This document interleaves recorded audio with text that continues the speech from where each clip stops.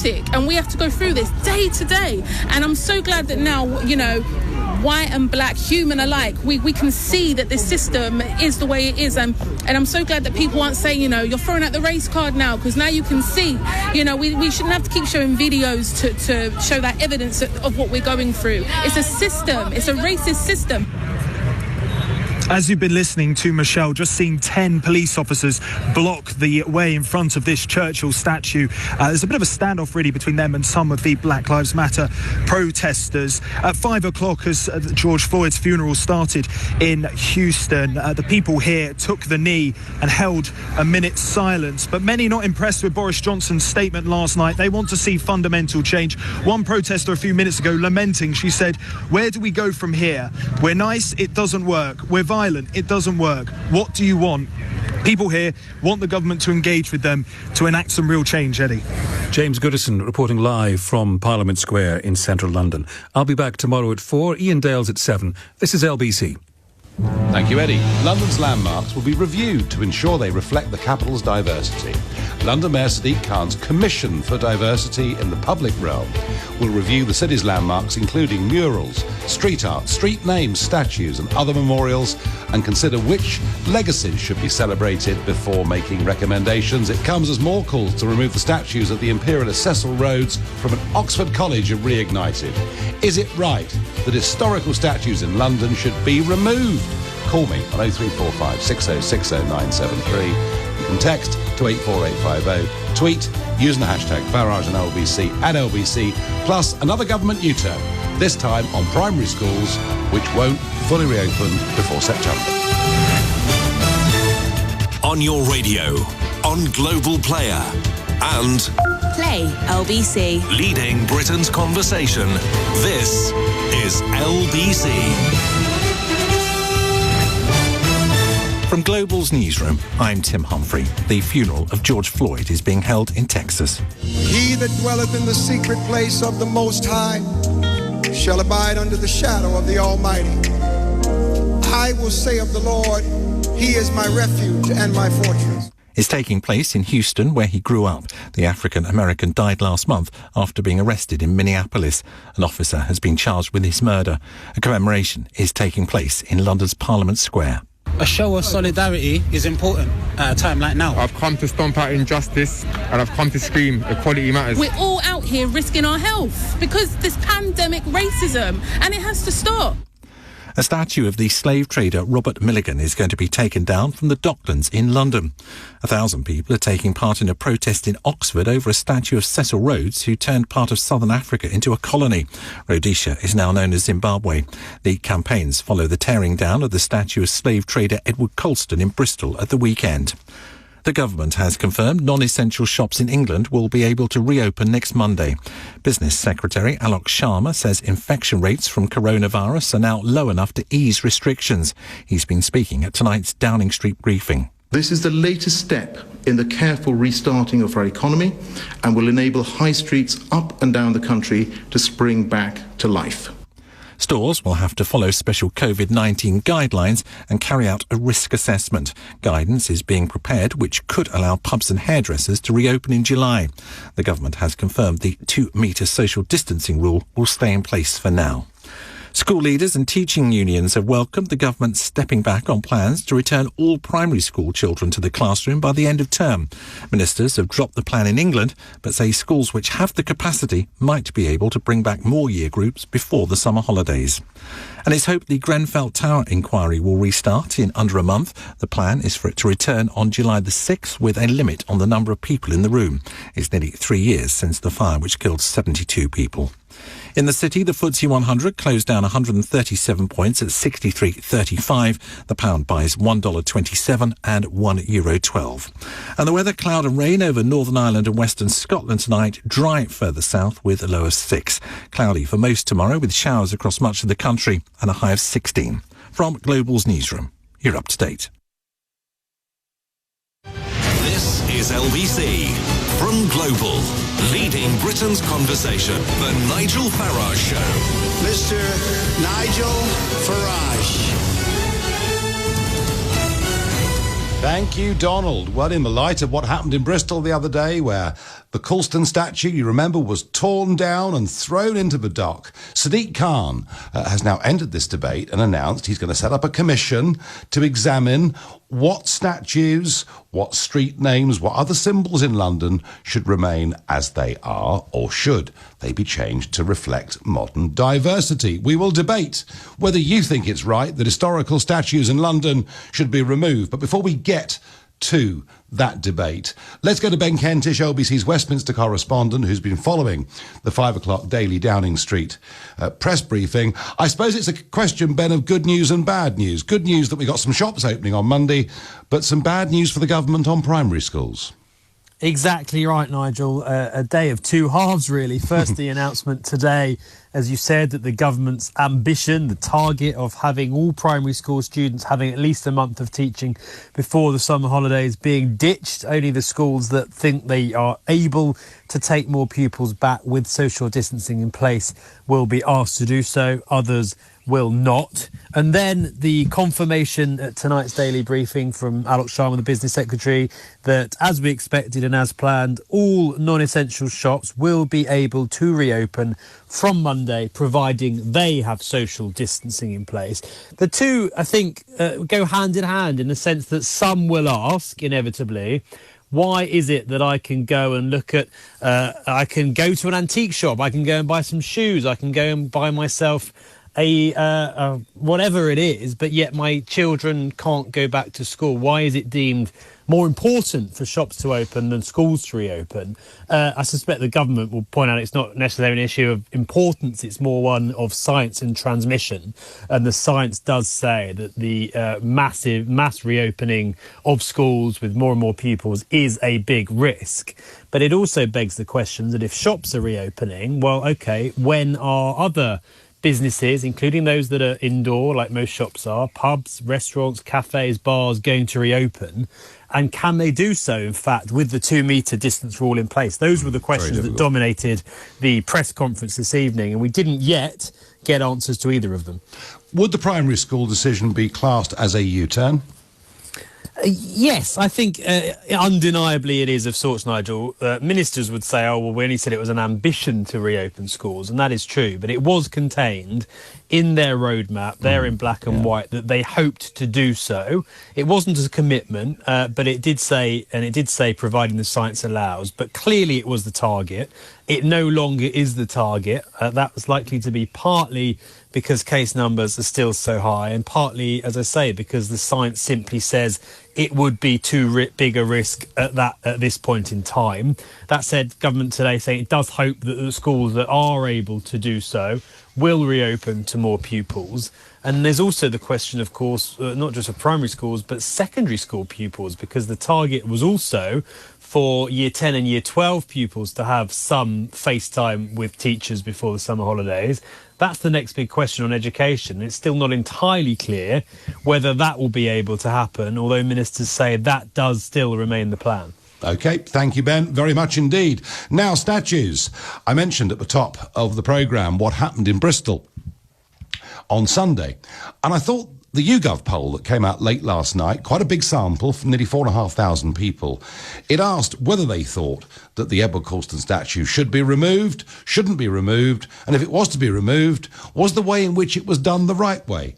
Only 13% of respondents in that poll, 13% of respondents thought that tearing down the statue the way it was done was the right thing to do. So it's a pretty small minority out there that think it was. And yet, what has been, to me, so astonishing with the mainstream media coverage of this is it's almost been on some channels wall to wall saying they think it was the right thing to have done. And I find that really astonishing. And I think what you will see, what we're seeing already, is for many, many quite well-known television programmes, their viewing figures are going down, and they will continue to, because they're not actually quite reflecting both sides of this argument. They're all on one side, and on this particular issue of Colston and how it was done, a minority.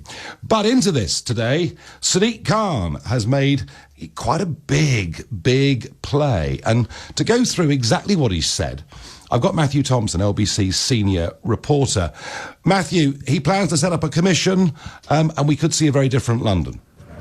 We could indeed, Nigel. So Sadiq Khan has said that essentially all statues in London will be reviewed by this new commission to decide whether or not they should be taken down. It's a new commission for diversity in the public realm, rather grand title. And it's going to review not just statues, but also street names, the names of buildings, plaques, and those that have links to slavery, we think, stand a chance of being removed. Now, the commission will also decide who should be celebrated, and then it will make recommendations about which landmarks could be removed and who should replace them. As to who will be on the new commission, it'll include historians as well as arts council and community leaders. But the obvious question, Nigel, is who should be removed? And that's a question that was put to the Mayor of London, Sadiq Khan, earlier today.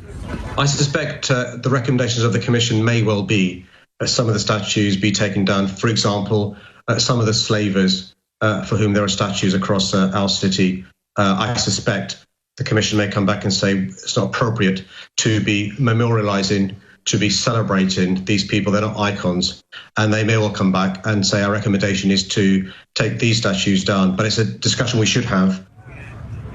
But of course, Nigel, the really obvious question to that is where do you draw the line? I mean, we know, for example, that Winston Churchill expressed some racist views. We know that Mahatma Gandhi expressed some racist views, and also had at best a questionable sex life when it came to teenage girls, for example. So those two men have statues in Parliament Square. Should those come down? Where do you draw the line? Now, Sadiq Khan was pushed on that question earlier today. He wouldn't name any statues that should come down. He said it would be a matter for this new commission, but he said that there were clearly statues that were commemorating slavers in the capital, and that perhaps those would be the target of the new commission.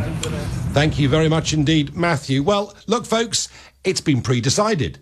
Just look at the name of it. Diversity in the public realm.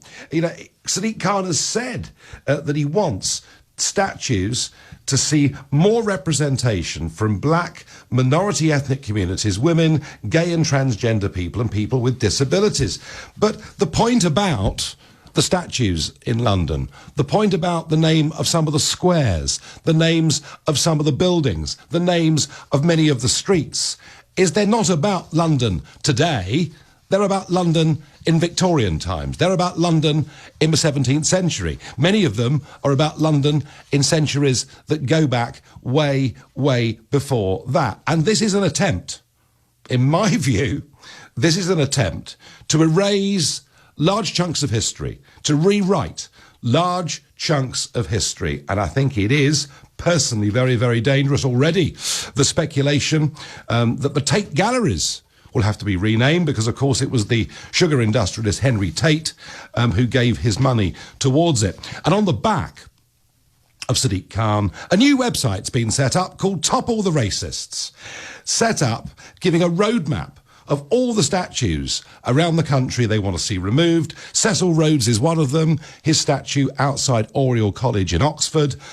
Cecil Rhodes had been at that college himself, had left it a large amount of money when he died. And the Rhodes Scholarships, of course, perhaps their most famous pupil was Bill Clinton, who went on to become President of the United States of America. There is, as we speak, a protest going on at Oriel College, Oxford now. They're also looking to get rid of Sir Francis Drake on Plymouth Hoe, the man who wouldn't interrupt his game of bowls and then went off to beat the Spanish Armada. He clearly has to go, and many, many others. I mean, even Earl Grey, who was Prime Minister when slavery was abolished. Oh, Sir Robert Peel, his statue in Leeds, the man who invented the police force, he, of course, has got to go. This is now completely out of control. This particular website, set up by people who are experts at this sort of thing. They've been involved in the Stop the Trump coalition, in stopping Brexit, and, you know, they're good at it. Of that, there is no question. They're well funded. Of that, there is no question. Look, I think if you are going to rename streets or rename squares or buildings or remove statues and replace them, I think there is an argument you can do it. But I don't think Sadiq Khan and a couple of mates and cronies on a committee can themselves make this decision. And I certainly don't think mob rule such as we saw in Bristol, is the way to do, frankly, anything. You can make democratic decisions to change how your towns look and how you want to reflect history. But it must be done democratically. It cannot be done by the mob. But I would suggest to you, from me, that actually removing historical statues of this extraordinary city of London, which, you know, if we go back to the time of the Romans and the Ford and everything else, has a very, very deep, rich history. People lived lives years ago that we wouldn't choose to live now. And in 100 years' time, people will look back on us as barbarians. You know, for some reason, there's a current crop of politicians seem to think they're superior to humanity in the rest of history. So let me put it to you. Is it right that historical statues in London should be removed? And if they are, surely it should follow some form of election. Let's go to Rudy in Bank in central London. Rudy, good evening. Hi, Nigel. How are you doing? Good evening. I'm fine, thank you. Now, of course, the City of London is full of statues, isn't it?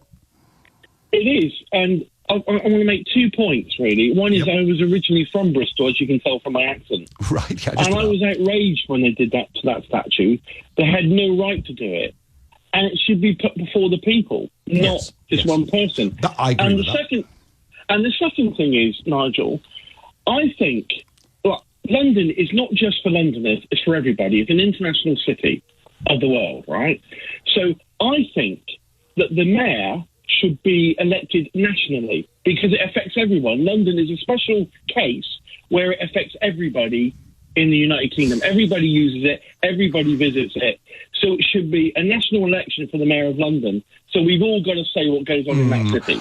I'm not sure that works really, but I would say this, that any decisions that Sadiq Khan takes, and this would include, of course, Oliver Cromwell's statue outside the Palace of Westminster. It would include, of course, Nelson's Column, Trafalgar Square, many other famous landmarks.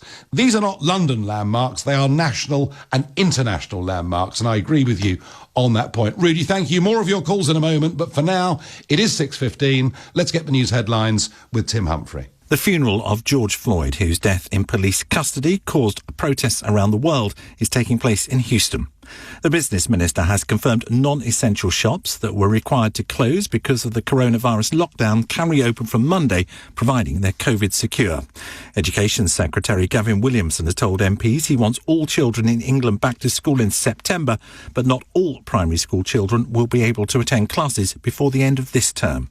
And the weather, cloud and rain over Northern Ireland and Western Scotland tonight, dry further south with a low of 6. LBC Travel, I'm Dave Goff. There are queues on the M4 out of London because a car's broken down before junction 2 for Brentford, so one lane is blocked. In London, it's along Camden High Street northbound. It's partly blocked because of an investigation at Miller Street. There are delays on the North Circular Road eastbound in Chingford after a breakdown at the Ravenside Retail Park earlier on. Also in London, in New Cross, Vesta Road stays closed both ways at Walbutton Road. That's because of a police investigation. And in South Yorkshire, on the M1 southbound, there are emergency repairs between junction 37 for Barnsley and junction 36 for Hoyland. It means one lane is closed. This is LBC. With the new Mercedes-Benz online showroom, comparing every car in stock today is easy. Start with the cars with space for their kids and their stuff. Then pick out something stylish that makes you go, wow. Select your budget, see the latest offers, and you've found the one car that's right for you. The A-Class. Now available with home delivery. Search Mercedes-Benz online showroom today. Participating retailers only. Additional costs may apply. Visit shop.mercedes-benz.co.uk for full T's and C's. This is LBC. Minions, did you know Sky Broadband Superfast guarantees your speed? No, Stuart, it doesn't guarantee you'll win the game. Or that your video will go viral. Or that you'll match with the love of your life. But Sky Broadband Superfast does guarantee the speed we promised or money back. So reliable, it's minion-proof.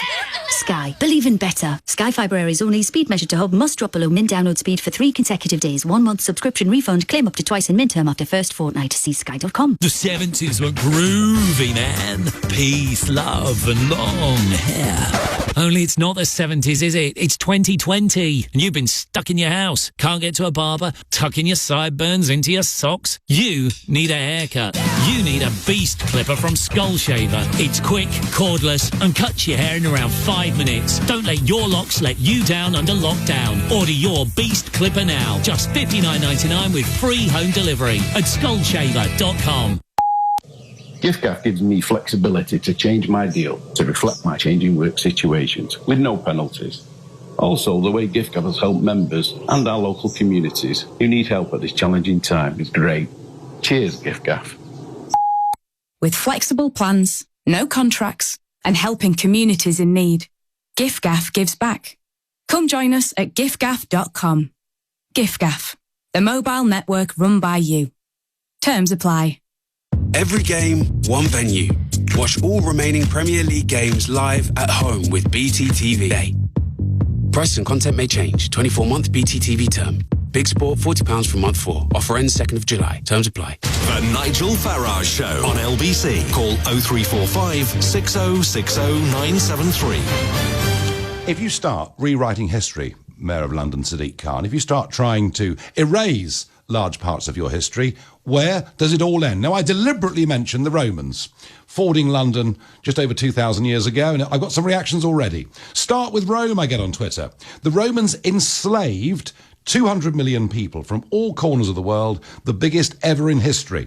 Then move on to all nations. What should be done about Rome? The Colosseum was a torture chamber where Christian slaves were forced to fight to the death and fed to lions for the amusement of the Roman mob, says Joe. Well, I know, Sadiq, that down by the Tower of London there is an old piece of Roman wall that is still there. There are big placards there telling us all about the Roman history of London. They were possibly the biggest slave traders ever. I hope that your review, if you're going to remove Nelson, you better get rid of any trace of the Romans. Oh, and what about the Normans? What about the Normans who came in 1066, broke their promises to the Saxons, treated them absolutely terribly, stripped them of their lands? What about all these Norman churches around the country? Perhaps some of those should be brought down. There is no limit to this. If you try to rewrite history, it's a dangerous place to be. That's what I think. Let's go to Bromley and speak to Luke. Luke, good evening. Hi, Nigel. Good evening. Good evening. I'm kind of like with you, actually, on this one, after you just said that. It's a clear point that what we're seeing is, because of mob rule, obviously, the thing came down. And goodness me, black lives do matter. But I also think that so does the law of this land, and that we need to do things in the right and proper way. Sadiq Khan, I don't think, has thought this one through, because absolutely the Romans were clearly, brought slavery to this nation. Oh, absolutely. Big time. Absolutely. And so should we rename the city of Bath and everything else? It goes on, doesn't it? And I just think that it's also dangerous, because where does it stop, and who counts for what? Because at the end of the day, that's right, Luke. And Luke, one of the things I have been talking about in the last couple of months is modern-day slavery. Maybe we do better to try and abolish modern-day slavery. I saw last Tuesday there was an arrest in North Kent of people being forced, working on fruit farms, living as slaves. And we know it goes on in car washes and elsewhere. So maybe our focus should be on modern-day slavery. Nigel, you know what I thought when I saw them walking around the American embassy? I thought, why don't they walk around the Nigerian embassy? Do you know what? This year there's been 700 black Africans killed, Christians that is, in just this year alone. Why don't they go to the Nigerian embassy and say, what are you going to do about it? Because surely black lives matter all over the world. Yes, but I'm afraid, well, look, there are 2 points here about Black Lives Matter, Luke. One is the 3 words, Black Lives Matter, which you said you think is important. Well, yeah, sure. We all want to live in a society with equality of opportunity and fairness. Yeah, I think 99% of people would agree with that. My particular problem is the Black Lives Matter organisation and the campaign to defund and abolish the police, which I think is a separate issue, but we need in our minds to work out they're actually 2 different things. Luke, thank you for your call. Going to Chris in South Croydon. Chris, does Sadiq Khan have a point? No, he doesn't. He's talking absolute nonsense. One professor of history, Professor Butterfield, said this. He said, and to study of history, a study of the past with one eye on the present, is the cause of all the problems and all the mistakes when the study of history is a whole fallacy for a start. That's the first point I'd like to make. Secondly, self-righteous indignation, which is what we're seeing here, is probably the ugliest of human emotions of all. And the third point is, as you talk about modern slavery, yes. The other thing, we're not taking slaves out of Africa anymore, but we're pinching many of their health professionals whom they can ill afford. Chris, this and is another thing, trillions of dollars came out of Africa effectively in the slavery era. Since the independence of the African state, trillions of dollars have gone back into Africa. And what's happened to it all? What about Gucci Grace? Well, I mean, look, I'm not. Let's not get specific on any African country, but I do take your general point that we're still taking people out of Africa. We're taking talented people out of Africa who maybe Africa needs. Chris, thank you. Now, look, we've seen some big crowds out there. There's a website going viral. I don't approve of the website or the people behind it, but it is going viral. Topple the racists. So let's hear from someone who thinks it is right to get rid of these statues. 0345 6060 973. And there are circumstances in which it is perfectly reasonable to say we want to change the architecture of our city. The Germans did this after World War II. They took a conscious decision through their newly elected government that they would remove from Berlin and other German cities the symbols of the Nazi era. That was done, and it was done as a democratic decision in Germany by their elected representatives. So I'm not saying, look, Edward Colston, clearly, he is problematic to many people, and I can understand why. I'm a massive fan of William Wilberforce. He fought against all the politicians, all the media that existed, and all the big businesses. It was a 25-year campaign. He succeeded. But if you topple Colston's statue, you start to have a problem because, you see, the Royal African Company that he was a part of and made his money out of was founded by Charles II. James II was a patron. Robert Locke, the political philosopher, was an investor, as was Samuel Pepys, somebody who virtually everyone that goes to school is taught about and who we've talked about a lot over the last few months, of course, given the parallels of coronavirus in London to the plague of 1665. You start to say, this guy's a bad guy, but you realise, actually, the entire British state supported slavery until this man Wilberforce came along and after a quarter of a century got them to change their minds. Let us go. So please, somebody who thinks these statues should come down, tell us why, because it's important to hear your point of view. Let's go to Susan in Hillingdon. Susan, good evening. Hi, good evening.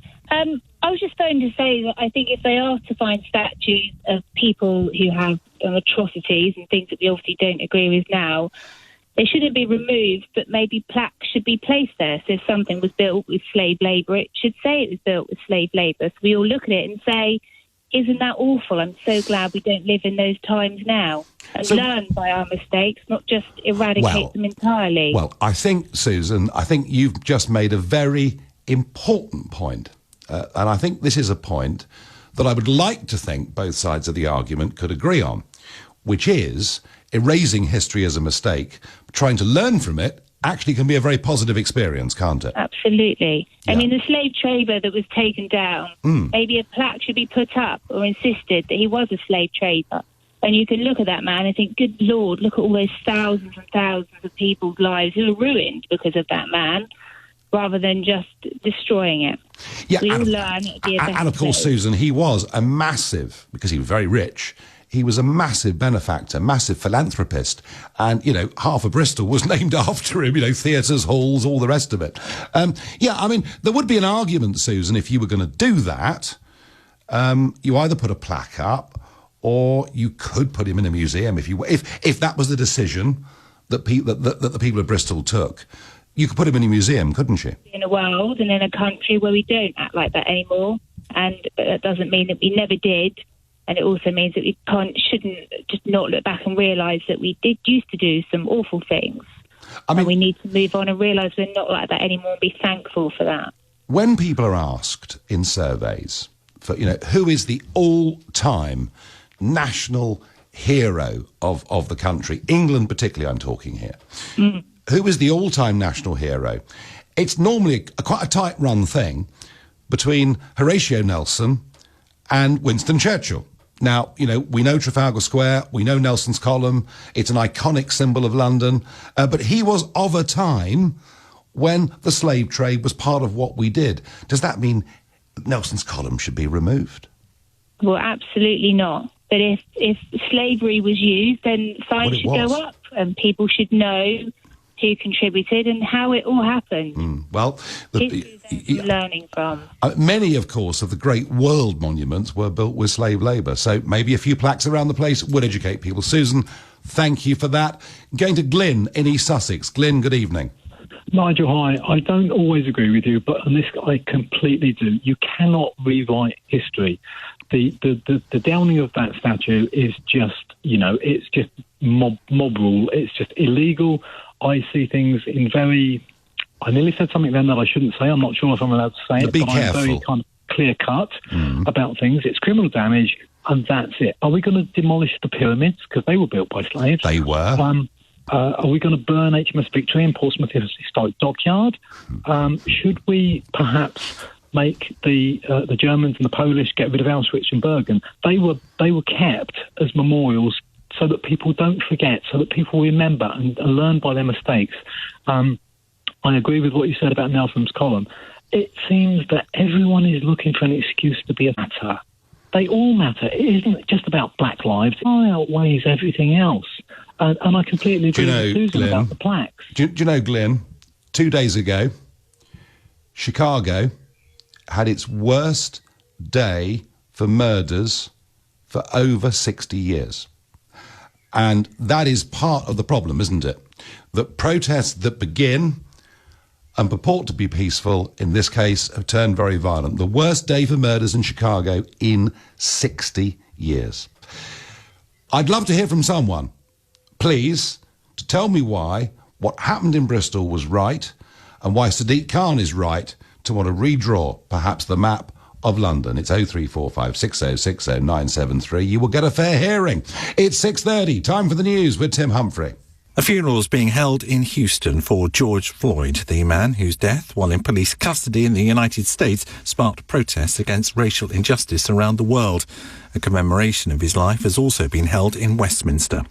The government has confirmed non-essential shops that were required to close because of the coronavirus lockdown can reopen from Monday. Alok Sharma says retailers can welcome customers again if they comply with COVID-secure guidelines. Plans to make all primary school children in England go back to class before the summer holidays have been dropped. The Education Secretary says only those who have the capacity should look to bring back more pupils. And the weather, cloud and rain over Northern Ireland and Western Scotland tonight, dry further south with a low of 6.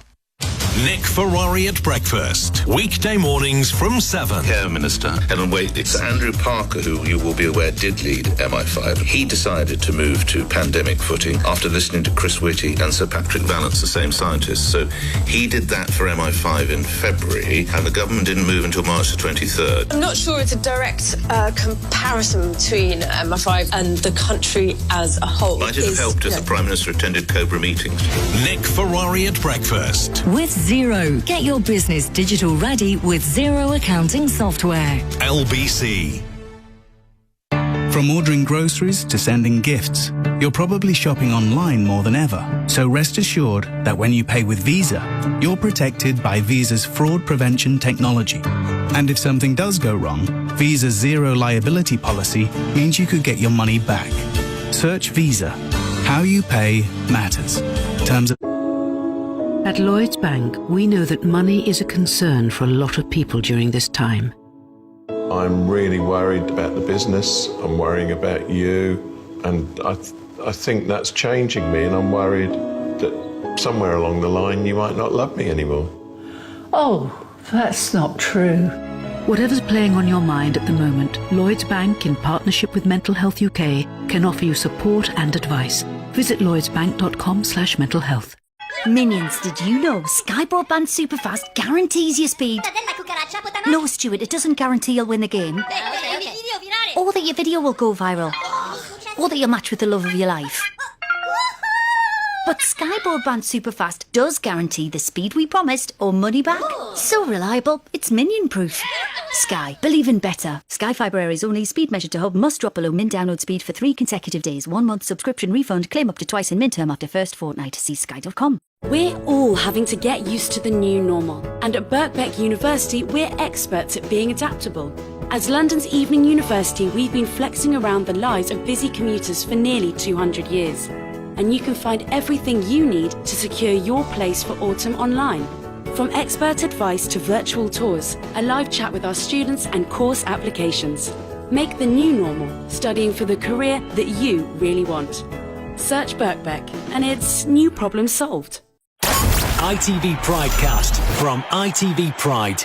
LGBT news and views from ITV. The ITV Pridecast from ITV Pride. New episodes available monthly. This is LBC, the Nigel Farage Show. Call 0345 6060 973. Text 84850. Tweet at LBC using the hashtag Farage on LBC. So a very disappointing day for many parents who were, I mean, not all, but many were hoping that their kids could go back to primary school, which would help them, with the easing of lockdown, get back to work. But I'm afraid that is not going to be the case. Whilst we have got 3 years of primary schools that are back, the rest will not be going back now until at least September, which means a lot of our young people, and they're at the stage of learning. I think that's the most important part of education. I mean, learning to read and write, they're the things that really stay with you for the whole of the rest of your life. They're vital skills. You know, 6 months out is a hell of a long time. This today was Education Secretary Gavin Williamson.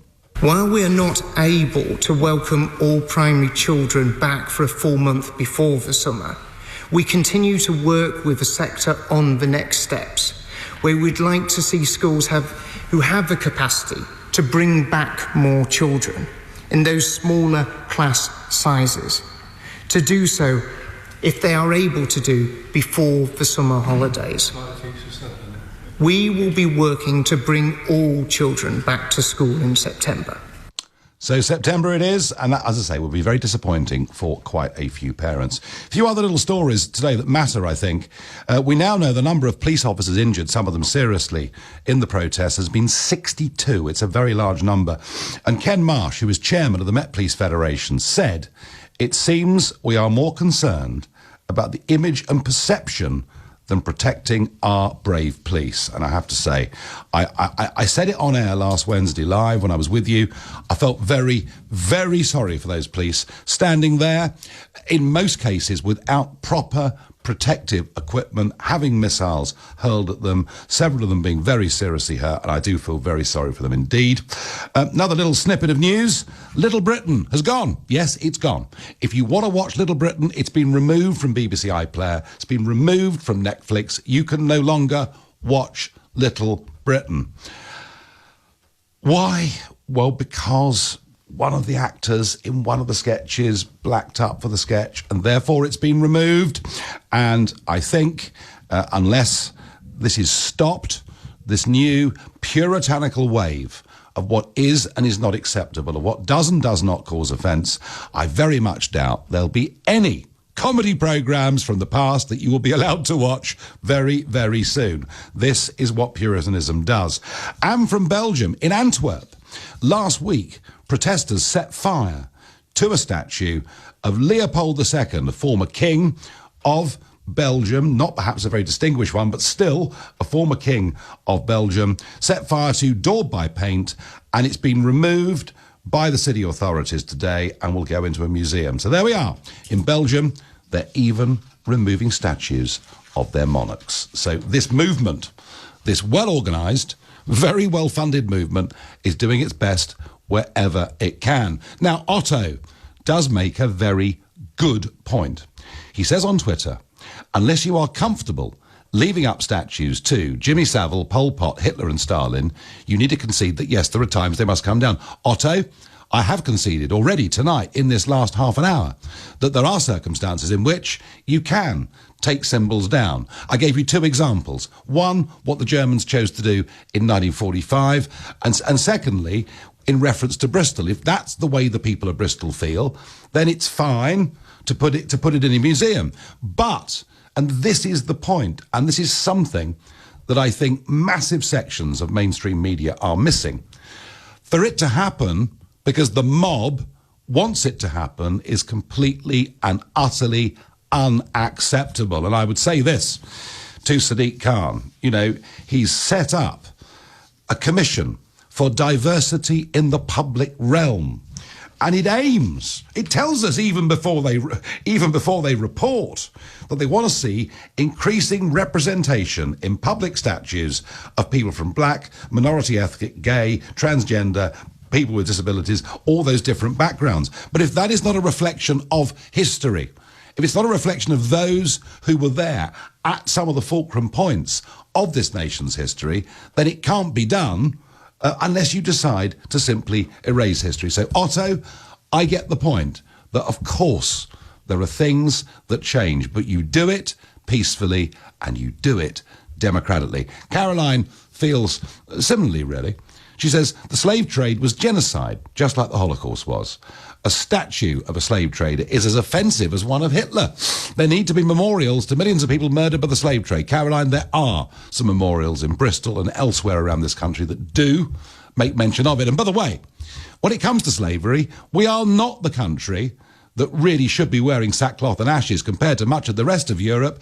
We not only were the first country to get rid of slavery, but we actually persuaded, and at times we used the Royal Navy to stop other countries in Europe doing it too.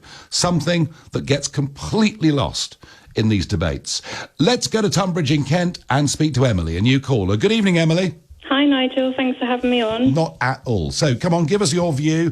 Mr. Khan is setting up this commission for diversity. I mean, is this the right approach? Yes, I think it is. I think there's an issue when we start conflating statues with forgetting our history. There's a time and place for history. What there isn't a place for is when black people have to walk through the streets of Bristol and see a statue of a man who shipped 80,000 slaves over from Africa, in which 9,000 of them died on the way, men, women and children. They should not have to see it. And the people of Bristol peacefully, for years, tried to remove the statue, and it wasn't approved. So while I agree with your points that we shouldn't maybe allow people to run around the entire country and vandalise and rip things up, I also think if you're not listening to people and you're not listening to public opinion, then what choice do people have? Every choice, absolutely every choice, Emily, because Bristol have elections. They have elections for a mayor. They have elections for their local council. And if it was that big a issue in Bristol, why did they not vote to get people running Bristol who said they would change that statue? Perhaps take it down, put it in a museum, put a plaque in its place, or whatever it is. So it's not as if there's been no opportunity to do this. Emily, can I ask you, honestly? Go ahead. Do you support what happened in Bristol on Sunday? Yes, I do, because the people of Bristol tried for years to try and take down that statue to no avail. No, listen, hang on, just let me get this word in, because I've had a lot of people on this show who agree with you.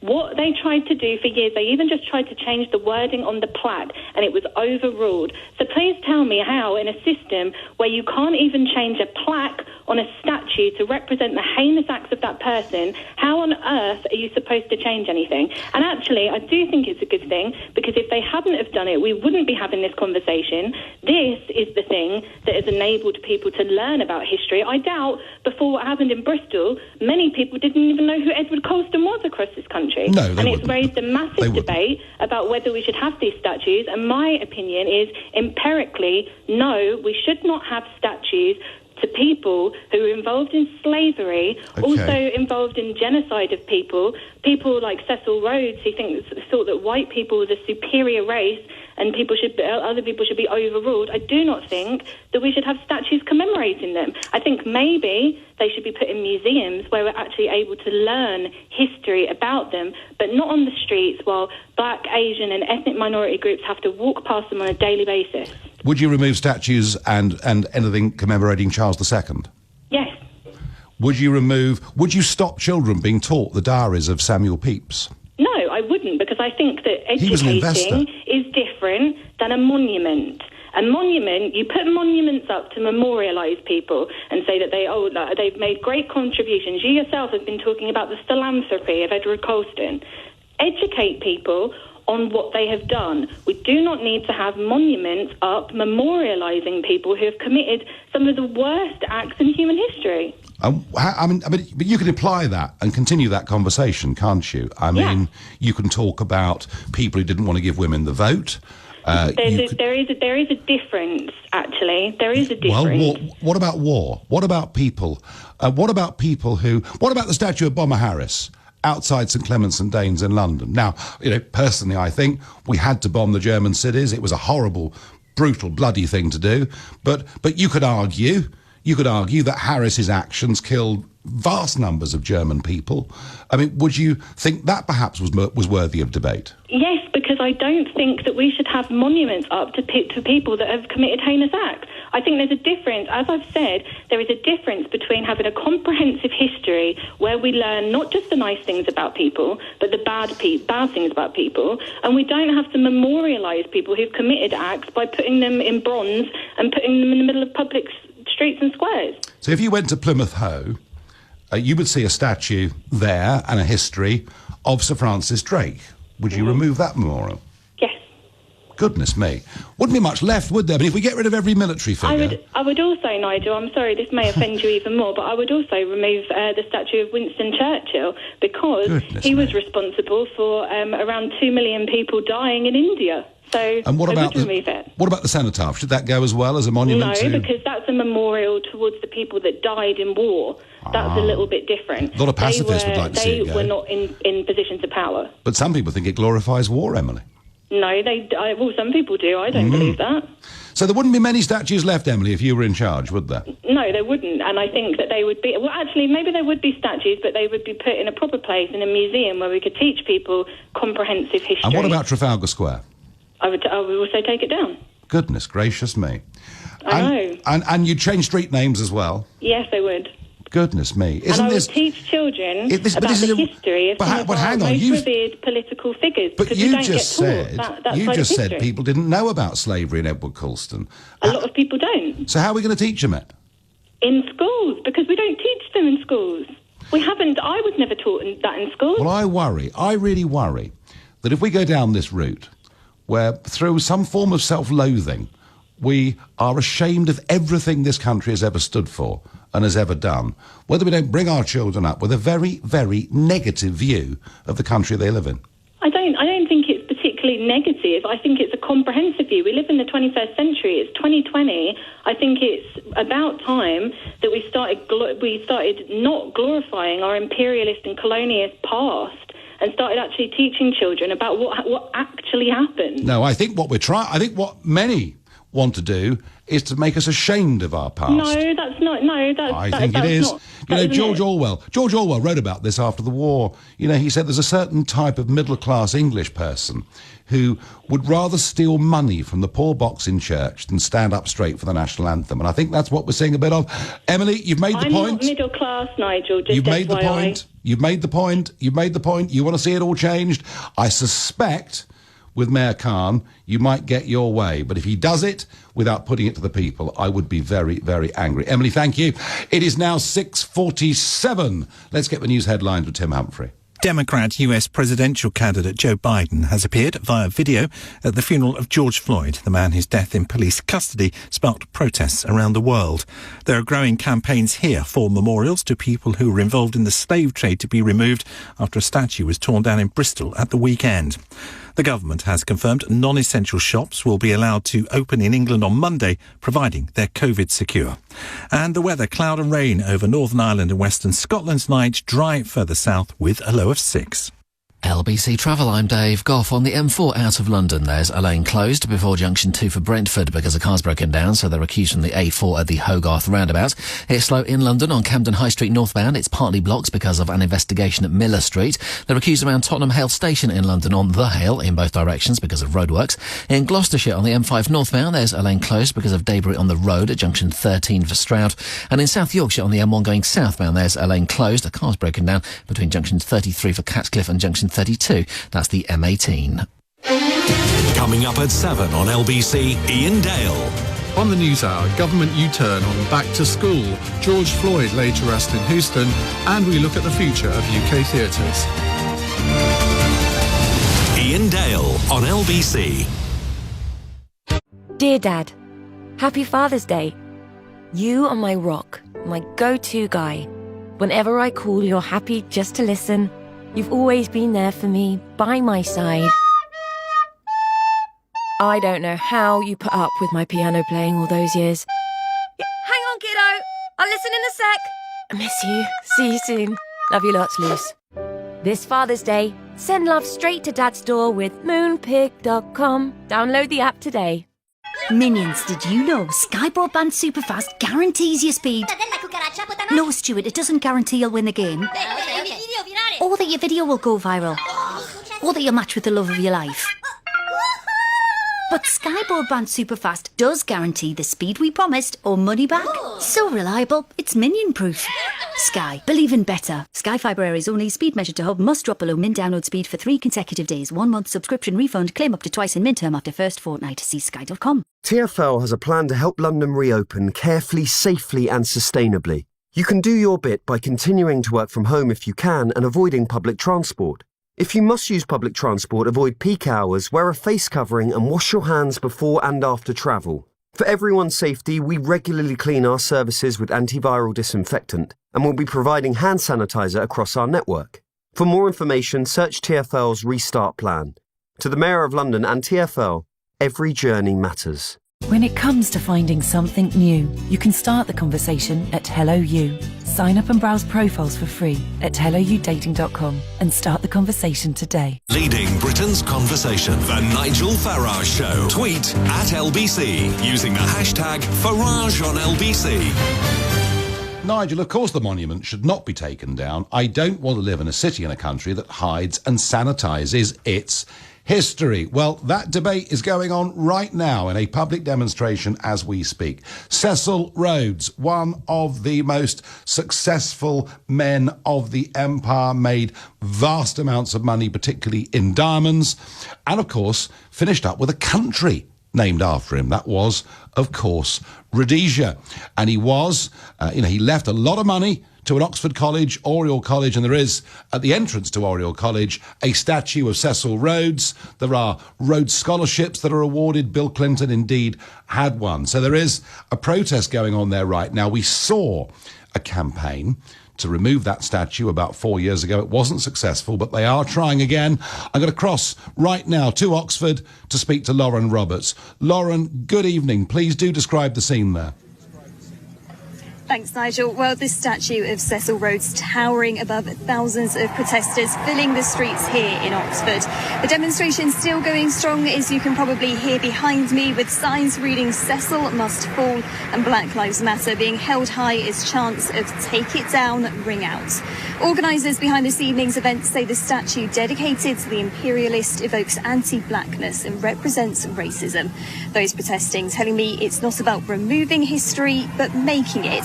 I've been speaking to some of the demonstrators. It's time it came down. Like this, you can't allow things like this anymore. It's just not okay. So we're here to protest it. We were students, so we just feel the need to do something about it. To be honest, it's the thought that there are students who are friends of ours, people who are part of our community, who have to know that the college is not willing to do anything about the fact that there is a statue like this up there. And as calls ring out for similar figures up and down the country to be removed, the decision made off the back of tonight's protest outside one of the world's most prestigious universities could well pave the way for their futures too. Back to you, Nigel. Thank you very much indeed, Lauren. What everyone needs to remember is that every generation are a product of their time. We have had religious wars in England in the medieval times. So does this mean we pull down all the churches and deface the graves? I agree. That putting up explanations on plaques in some occasions may be better. We need to be reminded of history so we don't repeat mistakes. And I think that is quite a sensible approach to it. Ford from Ealing says, thinking about Colston's philanthropy in the context of money laundering, it was all an attempt to clear his conscience. Do you know what, Ford? A lot of people who've made an awful lot of money do in later life have quite a bad conscience about how they've done it. It's ironic, I get on Twitter, you mentioned rewriting history when the British Empire are probably the best rewriters of history, but I agree in not removing the statues. Instead, write the horrible truths about these men on their plinths. Well, part of the problem here is, we are judging people who lived in completely different times with different standards, just as in the years to come, we will be thought to be barbarians. We just will. Is Sadiq Khan right to set up a commission for diversity in the public realm? Even the name sends a bit of a shiver through me, I have to say, because they've decided already, it seems to me. Let's go to Rashid in Croydon. Good evening to you. Hello, Nigel. Well, you see, this isn't about rewriting history. This is about correcting history. And, I'm not going to go into specifics and say, what about this and what about that one. But if you've got a man who enslaved, who killed children, who murdered adults, innocent people, don't forget, and you believe that they must be celebrated, because this is the key thing here. They are being celebrated, and you believe that that's okay, then you know what, Nigel? You must call for a statue of Adolf Hitler to be restored or put up somewhere in London and celebrated. So, he wasn't British, was he? You must call for a statue of Jimmy Savile to be put up and celebrated. I never liked Jimmy Savile, I can assure you. Well, you're calling for all these statues to remain. People like Colton, who, this is a brute, and there are many of them, he's not the only one, and yet you're saying that he should stay there. This isn't about rewriting history. It's not about forgetting. How can you correct history, Rashid? You can't correct history. This is how you correct it. No, you tell the truth. You tell the truth about these men. You don't celebrate them as heroes and people to be looked up to. You tell the truth about the brutal nature, the horrible things they did. That statue, fell into the river the other day. It should be dragged out, or maybe it should just stay there. I don't really care, to be honest. But whatever be the case, the history and the deeds, the horrible deeds of people like Colton must be written down in the books for children to read and remember. We must never forget, because if we forget about these horrible people and people like yourself who celebrate them, Rashid, stop talking utter Tommy rot. No. All right, you are talking utter Tommy rot. I said already tonight, and I'll say it again, there's no bigger supporter of William Wilberforce in this country than me. All right, because the campaign that he fought, but you've got to understand, Rashid, Edward Colston isn't just one bad guy, right? Of course he isn't. There's many of him. No, the entire British state, the big businesses, the big money, the big politics, everybody at that time supported the slave trade, apart from a handful of people who fought and campaigned against it, all right? And I do think we should educate people about this period, and we should say to them also, do you know something? It was us that were the first country to abolish slavery and to spread that practice around much of the rest of the world. Well, you see, that's not true. And there you go again with more falsehood. It's not true. That's not true. We know that the first people to stand up and fight against slavery were black people. But there you are telling me about William Wilberforce. But we know that the very first people who fought against slavery, who went against it, were the black people themselves. But no, you talk about William Wilberforce. We know that so he's an irrelevant figure, Rashid, is he? We know that the abolition of slavery in the United Kingdom in Britain was done about because of economics. It wasn't for moral. There was an element of moral or morality, but it was more to Rashid, do with you economics. Could not be more wrong. The argument made, is that Bristol and Liverpool would go bust. Why were all the slave dealers compensated if it wasn't about economics? Well, getting rid of slavery. Hang on. Getting rid of slavery, the argument against getting rid of slavery is it would cause huge economic harm. And in the end, in the end, Wilberforce won the moral argument. And I think that's an important part of history. It was an economic argument, not a moral. The morality was a small amount of it. You are just wrong, and I recommend you read more about William Wilberforce because he is a remarkable figure. Let's go to Valentine in Bromley. Valentine, good evening. Hi, Nigel. Long time. Yeah, nice to speak to you again. Yeah, been ages. So, this is, you can see that there is now a massive international campaign going on here. And that Sadiq Khan is very much a part of it. But is it really the right thing to do? Shouldn't we be rather careful about rewriting the history of the 17th century? So I'd like to make a few points. With Sadiq Khan and what he's, trying to commission, ultimately, I'm sure it will go through the proper channels. The whole question is ultimately regarding democratic mandate for what is going to happen. I agree. It has to be democratic, yes. Everyone, whoever you are, whether you're a black person, an Asian person, a Chinese person, if you're a citizen of the UK and you've got voting rights, we want things to be done democratically. That's an overarching point.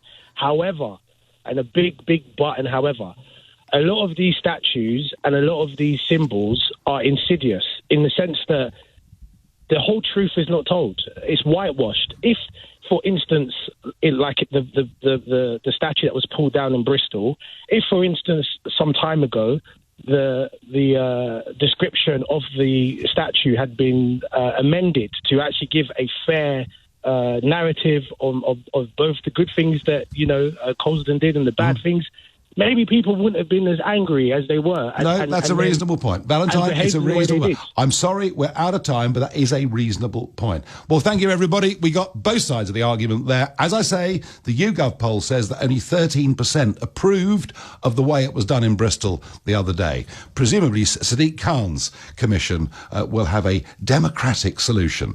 Back tomorrow at 6. 10 tonight, it's Tom Swarbrick. Now, it's Ian Dale. Thanks, Nigel. We learned